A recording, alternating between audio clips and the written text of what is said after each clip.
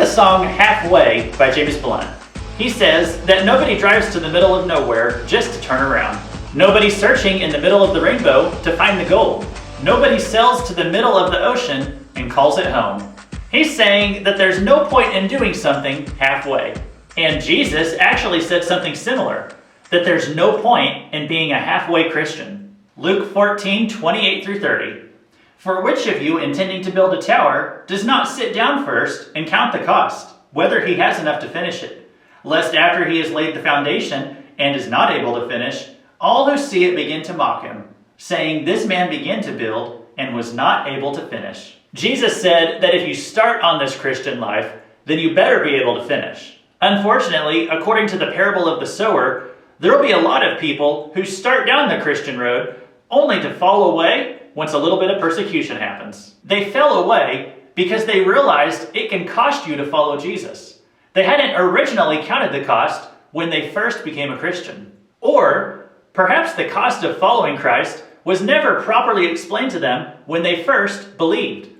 Maybe a preacher told them that if you just commit to Jesus, he'll make all your problems go away. Or that becoming a Christian basically means that you ask Jesus into your heart and now you go to heaven someday.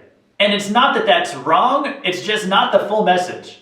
Now, I like an eternal perspective, but committing to Jesus doesn't just mean committing your afterlife to him, but your current life as well, up to and including giving your life for him if necessary. And we need to tell people that when we witness to them. Ultimately, if we want to be rooted in our faith, we're not following Christianity because it will supposedly make our lives better.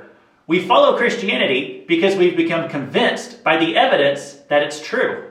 In Luke chapter 9, and he, which is Jesus, said to all, if anyone would come after me, let him deny himself and take up his cross daily and follow me. For whoever would save his life will lose it, but whoever loses his life for my sake will save it. Jesus said he came to 100% give himself to us to get us to heaven. But if we want to accept that offer, then we have to give ourselves to him 100%.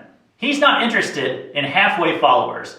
He's not even interested in 99% followers. The cross was the common execution method of those days. The Romans were trying to think of what could be the worst possible way that someone would die. They came up with this idea of nailing someone to 2 beams of wood and hanging them there for hours until they finally expire. It's where the word excruciating literally comes from. And Jesus said that if you're not willing to pick up your own cross, your own personal torture device, and be willing to die on it, if that's what it means to follow him, he's not interested in your service. So, don't try to be a halfway Christian.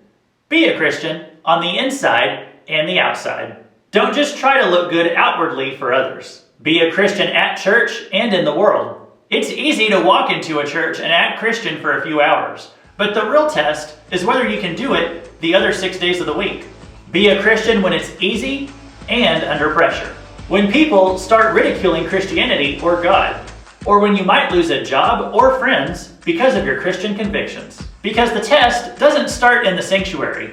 It starts in the schools, in the workplace, in the marketplace, when you're out in public. And following Jesus can cost you everything. In some countries, it can cost you your life. And if you don't know whether he's worth that kind of cost, just remember, he already picked up his cross for you. This is Luke Taylor. Whatever you're doing today, look at it with an eternal perspective.